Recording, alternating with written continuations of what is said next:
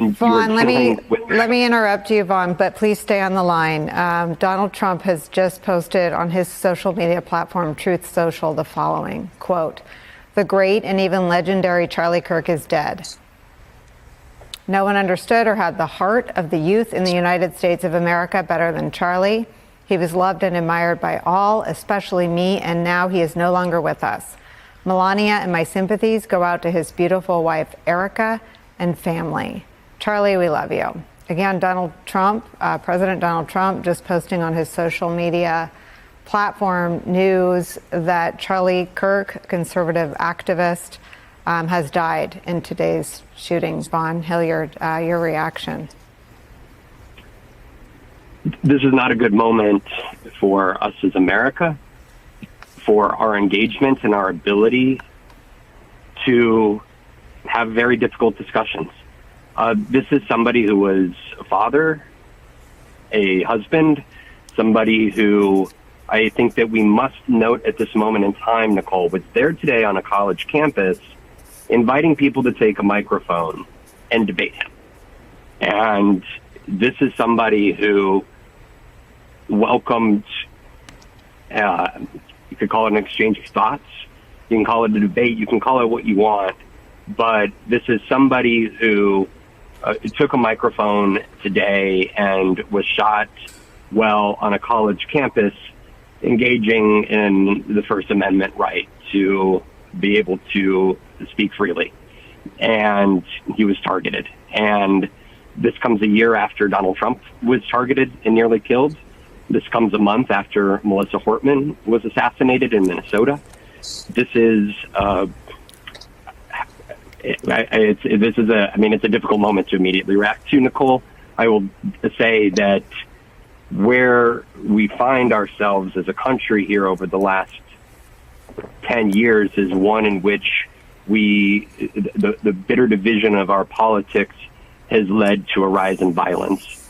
And I just hope and I pray for the loved ones of Charlie Kirk, for the president, for his family, for the vice president, for those in the cabinet, for those aides, for those people at Turning Point USA, for those candidates around the country that campaigned with Charlie Kirk and got to know him. This is on a human level a bad, awful, horrific day for us as an American, as a country. And I will say that Charlie engaged with journalists.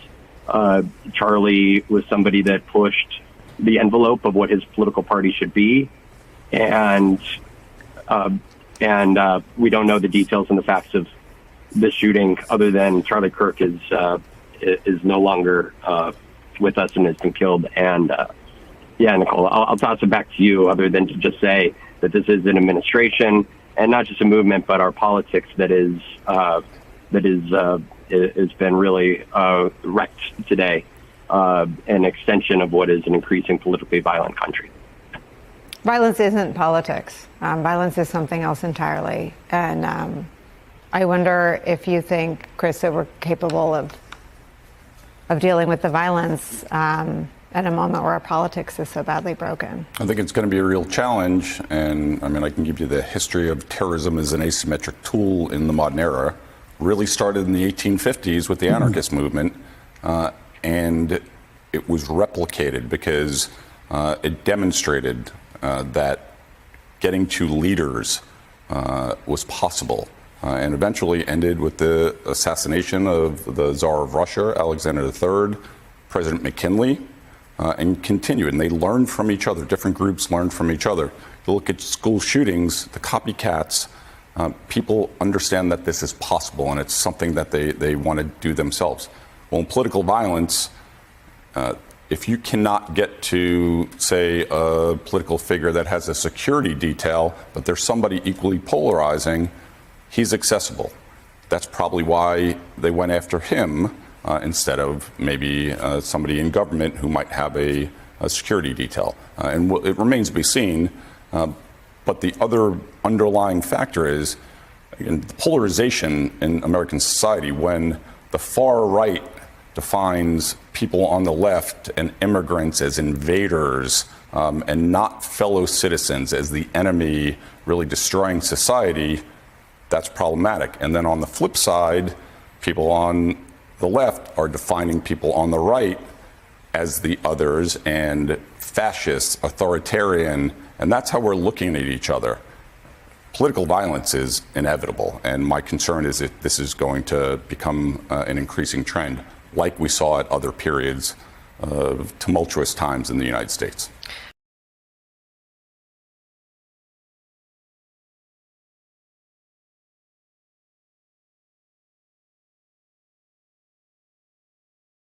This is CNN Breaking News.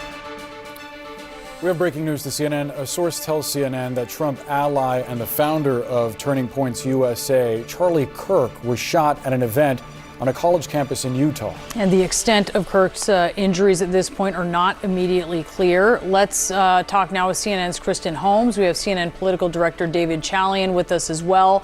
Kristen, what can you tell us? Brianna and Boris, I want to be very clear. I cannot tell you that much right now because this is a very fluid situation. People are still trying to figure out the details, the extent of the injury, and what exactly unfolded on that Utah campus. As we have reported, Charlie Kirk is a close ally of President Trump's. Not only that, he is somebody who helped him get elected this cycle. He is often seen here at the White House. He runs Turning Point USA, which is a youth organization where he's tried to galvanize thousands of voters, Republican voters. He's also a controversial figure at times. He goes into these various college campuses, pushes conservative issues, gets into heated back and forth often with these students on these college campuses. But of course, none of that is violent. This is the first time we've seen this kind of reaction, obviously. So what we know right now, everyone is monitoring the situation. He was shot during this event on this Utah campus, and they are still unclear what exactly the extent of those injuries is. There are a lot of videos circulating right now on social media that are showing the crowds running away after gunshots went off. But again, we are still going through all of this and talking to sources to figure out what exactly happened and how Kirk is doing at this time. Kristen, please stand by. David, as we work to confirm some of these videos that are circulating online and we try to get an awareness of the status of Kirk's health, it's important to step back and point out the impact that he's had in recent years on politics and certainly conservative politics. He's turned this sort of grassroots organization, Turning Points USA, into a juggernaut when it comes to connecting youth conservatives and the conservative agenda on college campuses. Without a doubt. I mean, first, let me say my prayers are with Charlie Kirk right now, and I'm sure everybody watching feels the same. This is horrific to see what we're seeing here. You couldn't be more spot on, Boris.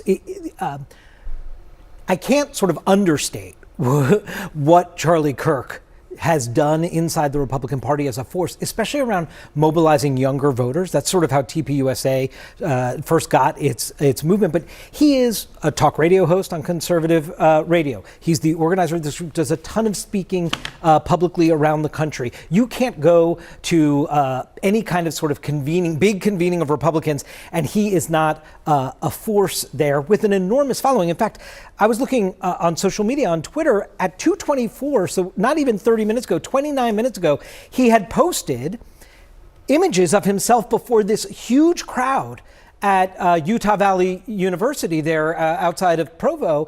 And he said, "We're so back." You could see there was enthusiasm. He was passing hats around. You can watch him on video. This was posted half an hour ago of him doing that and greeting this crowd.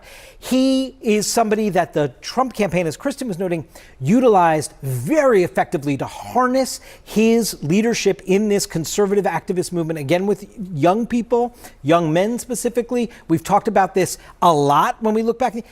Charlie Kirk is at the heart of that effort. They relied on him and his organization a lot for their ground game in a lot of the states around the country. And so this is somebody who obviously has a huge voice inside conservative American politics, a big Trump supporter, but obviously now in this really unfortunate, horrific experience is going to be at the center of a conversation about political violence, I would imagine, that we're going to be having in the aftermath of this horrific event.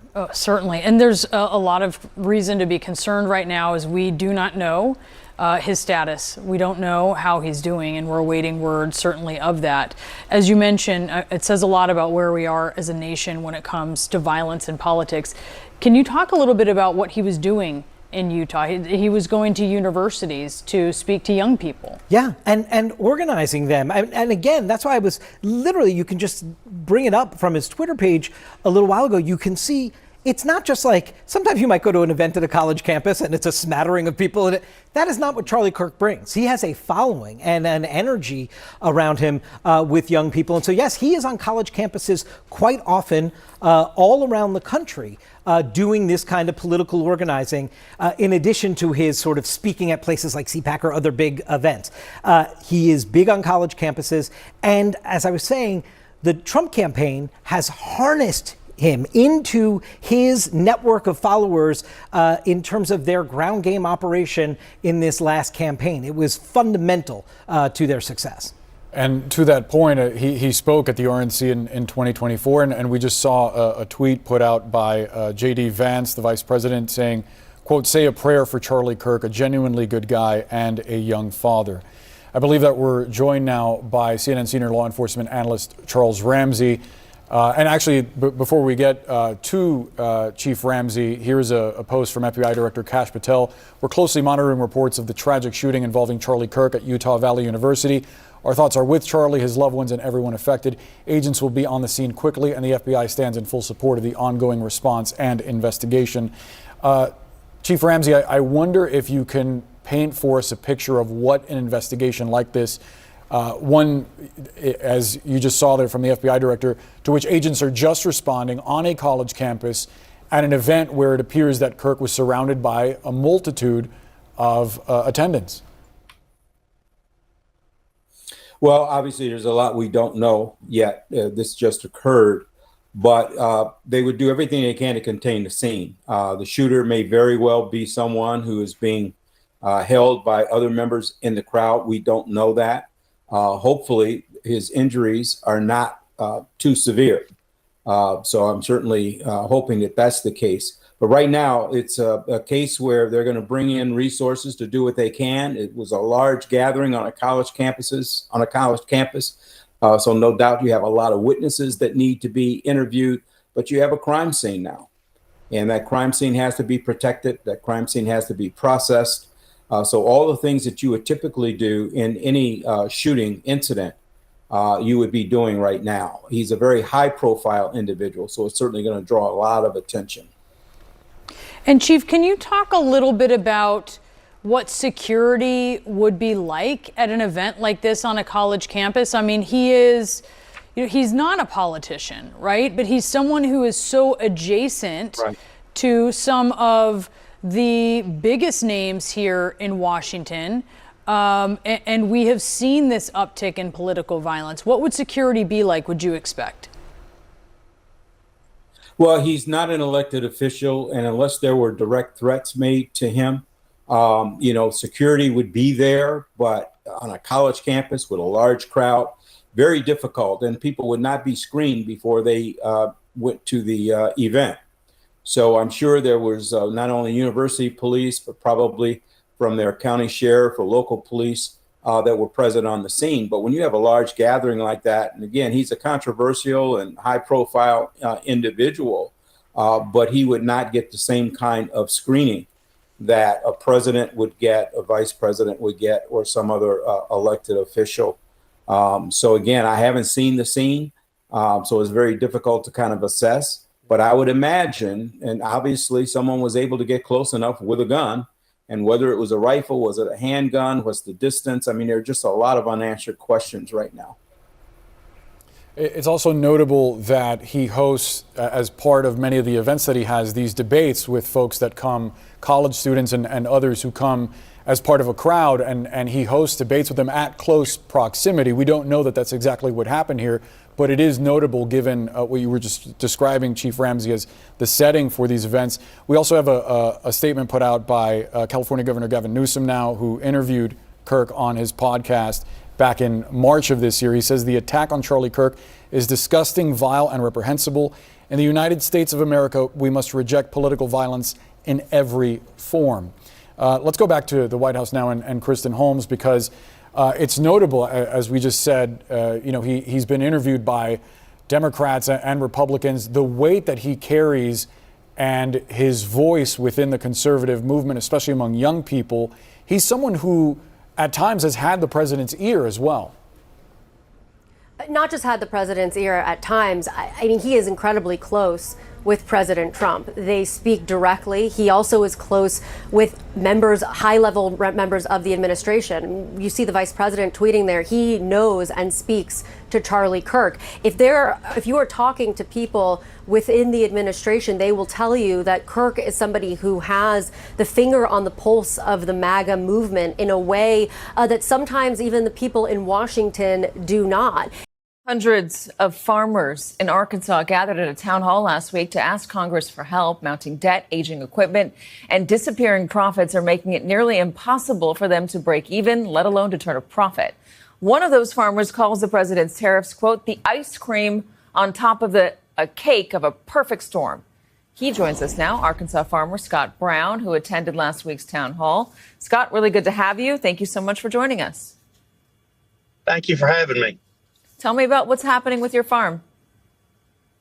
Well, we've got a real disaster with this tariff deal. I mean, we produce 40% more agricultural products in this country than we can consume domestically. 1 in every 4 rows of soybeans in every field in the entire United States of America has to go abroad. China is the largest importer of soybeans in the world. They import 61% of the world's market. Last year, we sent around $12 billion, I think $14 billion worth of soybeans the year before. For the first time in 20 years, China's bought 0 soybeans and 0 new crop corn out of this country. 0? So we went from 12 billion to 0. Where are they buying the soybeans? Brazil. You see, we lost 42% of our market share in the first tariff war. In Trump's first tariff war, the Chinese went to buying their soybeans from Brazil. They invested billions of dollars in Brazilian infrastructure. They have moved into Africa, and they're going to commercially farm in Africa. Since we left with USAID, they moved their Belt and Road program into Africa. So we've pretty much lost the Chinese market share. If we got 100% of the soybean business, Katie, for every country in the world except for Brazil and Argentina, we would still only have half the soybean business that China is. Are you getting 100% of everything else? Yeah, if we got 100% of everything else, we would still only have half the Chinese business. Well, what are you getting right now? If you're not getting China, are you getting every other market out there? Or probably some other countries, and the market's pretty stifled. Most of our soybeans here go to the Mississippi River. It's the closest place to market them. They're going to go downriver and go overseas somewhere at some point. Beans are about $10.28 on the board today. We're going to get 40 cents behind that as a basis because the elevators are going to want to control their hedge. It's going to cost us 50 or 60 cents in a truck to get there. So we're getting in the low 9s. And Purdue University will tell you it takes $12.03 to raise them. Okay, so you farm soybeans. You farm 800 acres. You know, $0 coming from China. That's a problem. How are you going to pay your bills? Are you turning a profit? Are you breaking even? I hope to break even this year. I farm so little, I farm by myself. My tractors are all paid for. They're old. They're 50 years old. My tractors were all made in the 70s. My combine was made in 1997. I cut a load of beans, put it in the truck, and haul it to the river myself. So I've got a lot less cost than most of these boys. I've got friends that farm 5,000 and 6,000 and 7,000 acres that have $1 million combines and 10 guys at $50,000 or $60,000 a guy trying to make this to break even. I don't know how they're going to do that. Time you put interest on a crop loan, you know, this entire crop went into the ground in Arkansas below the University of Arkansas's production. That means no rice, no corn, no beans, no Milo, no peanuts, no anything would generate a profit at current inputs and the fall market prices. Last time Donald Trump had these tariffs, he gave farmers a leg up. He inserted money back into agriculture. If he were to do that again, how much money would he need to inject into the farm industry? This time, at current market figures in the fall for delivery and the current average yield a cotton farmer is going to lose $375 an acre for every acre of cotton he planted. A corn farmer is going to lose $220 an acre for every acre of corn he planted. A bean farmer is going to lose $120 an acre for every acre he planted. So you're talking last time it was between $105 an acre and $75 an acre. This time I'd say to take $150 or $200 an acre to square everybody up. But that doesn't fix the problem. Because if you don't get us a market share and get us someplace to sell the product and get countries that actually want American agricultural products, then we're going to be in this mess again next year because we're going to put another crop in the ground that's below cost of production. We have to have overseas trade. What's this doing politically? A lot of farmers voted for Donald Trump. I know you're not one of them, but what's it doing politically? Are they still set on Trump and his leadership? I've got buddies that say you have to trust him. I have buddies that just cannot do the left side of things, and that's where they're at. But now I went to the farm show in Decatur, and I met a lot of guys that farm up north that sings a lot different song than they sung 7 months ago or 8 months ago. Really interesting. Scott Brown, I'm happy you're able to keep your head above water. I hope that continues. Thank you so much for coming on. I am shocked that we have gone from 12 billion last year in exports to China to zero. What a shocking number. Scott, thank you for bringing that to us. Thank you, ma'am.